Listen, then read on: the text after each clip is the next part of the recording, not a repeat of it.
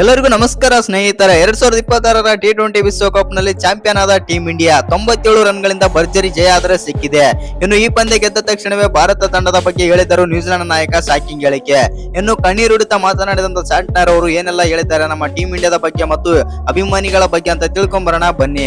ಇನ್ನು ಶಾಂಟ್ನರ್ ಮಾತು ಕೇಳಿದ್ರೆ ನೀವು ಕೂಡ ಶಾಕ್ ಆಗೋದು ಪಕ್ಕ ಅಂತಾನೆ ಹೇಳ್ಬೋದು. ಹೌದು ಸ್ನೇಹಿತರೆ, ಅಷ್ಟಕ್ಕೂ ಶಾಂಟ್ನರ್ ಅವರು ಏನೆಲ್ಲ ಮಾತನಾಡಿದಾರೆ ಅಂತ ತಿಳ್ಕೊಂಬರೋಣ ಬನ್ನಿ. ಅದಕ್ಕಿಂತ ಮುಂಚೆ ನೀವೇನಾದ್ರೂ ಟೀಮ್ ಇಂಡಿಯಾದ ಅಭಿಮಾನಿ ಆಗಿದ್ದಲ್ಲಿ ಈ ವಿಡಿಯೋಗೆ ಒಂದು ಲೈಕ್ ಕೊಟ್ಟು ನಮ್ಮ ಚಾನಲ್ ಅನ್ನ ಸಬ್ಸ್ಕ್ರೈಬ್ ಮಾಡ್ಕೊಳ್ಳಿ.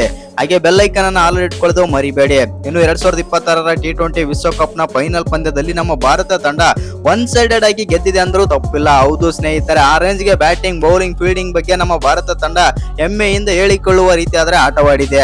ಇನ್ನೊಂದೇನಂತಂದ್ರೆ ಈ ಪಂದ್ಯದಲ್ಲಿ ಮೊದಲು ಟಾಸ್ ಗೆದ್ದಂತ ನ್ಯೂಜಿಲೆಂಡ್ ತಂಡ ಫೀಲ್ಡಿಂಗ್ ಆದ್ರೆ ತಗೊಳ್ತಾರೆ. ಅದರಂತೆ ಬ್ಯಾಟ್ ಮಾಡಿದಂತ ನಮ್ಮ ಭಾರತ ತಂಡ 255 ರನ್ ಆದ್ರೆ ಹೊಡಿತಾರೆ. ಹೌದು ಸ್ನೇಹಿತರೆ, especially Sanju Samson 89 run, Abhishek Sharma 52 run, Ishan Kishan 54 run, Hardik Pandya 18 ಮತ್ತು ಶಿವಮ್ ದುಬೆ ಕೊನೆಯಲ್ಲಿ 26 ರನ್ ಆದ್ರೆ ಹೊಡಿತಾರೆ. ಒಟ್ಟಿನಲ್ಲಿ ನಮ್ಮ ಟೀಮ್ ಇಂಡಿಯಾ ಬಂದ್ಬಿಟ್ಟು 255 ರನ್ ಆದ್ರೆ ಹೊಡಿತಾರೆ.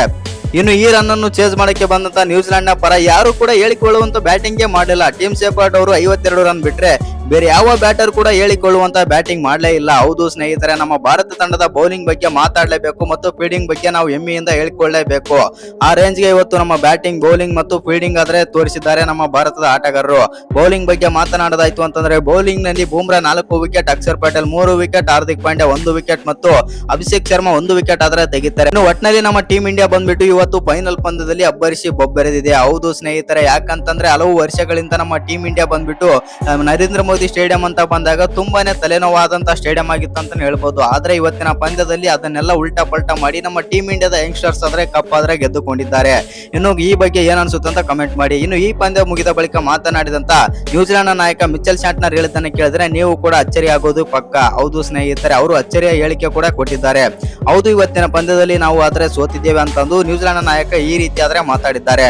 ನಾವು ಇವತ್ತಿನ ಪಂದ್ಯದಲ್ಲಿ ಸೋತಿದ್ದೇವೆ ಮತ್ತು ಅದು ನನಗೆ ತುಂಬಾನೇ ಬೇಜಾರಾಗ್ತಾ ಇದೆ. ಇನ್ನೊಂದೇನಂತಂದ್ರೆ ಈ ಪಂದ್ಯದಲ್ಲಿ ಭಾರತ ತಂಡ ತುಂಬಾನೇ ನಮ್ಮ ಮೇಲೆ ಡಾಮಿನೇಟ್ ಆದ್ರೆ ಮಾಡಿತ್ತು. ಇನ್ನು ಬೂಮ್ರಾ ಬೌಲಿಂಗ್ ಆಗಿರ್ಬೋದು ಮತ್ತು ಅಕ್ಷರ್ ಪಟೇಲ್ ಅವರ ಬೌಲಿಂಗ್ ಮತ್ತು ಸಂಜು ಸ್ಯಾಮ್ಸನ್ ಆಡಿದಂತ ಬ್ಯಾಟಿಂಗ್ ಅದ್ಭುತವಾಗಿತ್ತು.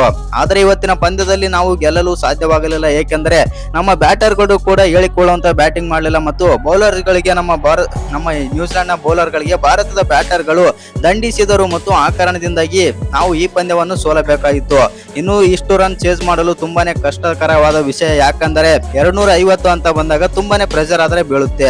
ಆ ಕಾರಣದಿಂದಾಗಿ ಈ ಪಂದ್ಯದಲ್ಲಿ ನಾವು ಸೋತಿದ್ದೇವೆ. ಮತ್ತು ಇನ್ನೊಂದೇನಪ್ಪಾ ಅಂತಂದ್ರೆ ಈ ಪಂದ್ಯದಲ್ಲಿ ಬೂಮ್ರಾ ಅವರು ಅದ್ಭುತವಾಗಿ ಬೌಲಿಂಗ್ ಆದ್ರೆ ಮಾಡಿದ್ದಾರೆ ಮತ್ತು ಆದ್ರೆ ಈ ಪಂದ್ಯದಲ್ಲಿ ಒಂದು ಕಿರಿಕ್ ಕೂಡ ಆಗುತ್ತೆ. ಡೇರೆಲ್ ಮಿಚೆಲ್ ಅವರಿಗೆ ಹರ್ಷದೀಪ್ ಸಿಂಗ್ ಅವರು ಒಂದು ಬಾಲ್ ತಗೊಂಡಾದ್ರೆ ಹೊಡಿತಾರೆ. ಆದ್ರೆ ಅಲ್ಲಿ ತುಂಬಾನೇ ನನಗೆ ನೋವಾಯ್ತು ಅಂತಂದು ಶಾಂಟ್ನರ್ ಅವರಾದ್ರೆ ಹೇಳಿದ್ದಾರೆ ಅಂತ ಹೇಳ್ಬೋದು. ಹೌದು ಸ್ನೇಹಿತರೆ, ಒಟ್ಟಿನಲ್ಲಿ ಹೇಳ್ಬೇಕಂತಂದ್ರೆ ಮಿಚೆಲ್ ಶಾಂಟ್ನರ್ ಅವರು ಈ ರೀತಿ ಆದ್ರೆ ಹೇಳಿದ್ದಾರೆ. ಇನ್ನೊಂದು ಕೂಡ ಭಾರತ ತಂಡಕ್ಕೆ ಗೆದ್ದಿರುವ ಭಾರತ ತಂಡಕ್ಕೆ ವಿಶ್ ಕೂಡ ಮಾಡಿದ್ದಾರೆ. ಹೌದು, ನಾವು ಸೋಲು ಗೆಲುವು ಆದ್ರೆ ಒಪ್ಪಿಕೊಳ್ಳುತ್ತೇವೆ, ಆದ್ರೆ ಒಂದು ಬಾರಿಗೂ ಕೂಡ ಕಪ್ ಆದ್ರೆ ಗೆದ್ದುಕೊಂಡಿಲ್ಲ. ತುಂಬಾನೇ ಬೇಜಾರಾಗುತ್ತೆ ಮತ್ತು ಗೆದ್ದಿರುವ ಭಾರತಕ್ಕೆ ಅಭಿನಂದನೆಗಳನ್ನಾದ್ರೆ ತಿಳಿಸುತ್ತೇನೆ ಅಂತಂದು ಮಿಚೆಲ್ ಶಾಂಟ್ನರ್ ಆದ್ರೆ ಹೇಳಿದ್ದಾರೆ. ಇನ್ನು ಈ ವಿಡಿಯೋ ಇಷ್ಟ ಆಗಿದ್ರೆ ಒಂದು ಲೈಕ್ ಮಾಡಿ, ಶೇರ್ ಮಾಡಿ. ಹಾಗೆ ಇನ್ನು ಯಾರ್ಯಾರು ಚಾನಲ್ಗೆ ಸಬ್ಸ್ಕ್ರೈಬ್ ಮಾಡ್ಕೊಂಡಿಲ್ಲ ಸಬ್ಸ್ಕ್ರೈಬ್ ಮಾಡ್ಕೊಂಡು ಬೆಲ್ ಐಕನ್ ಅನ್ನ ಆಲ್ ಇಟ್ಕೊಳ್ಳಿ. ಹಾಗೆ ಮರಿದೆ ವಿಡಿಯೋಗೊಂದು ಲೈಕ್ ಕೊಡೋದನ್ನ ಕೂಡ ಮರಿಬೇಡಿ.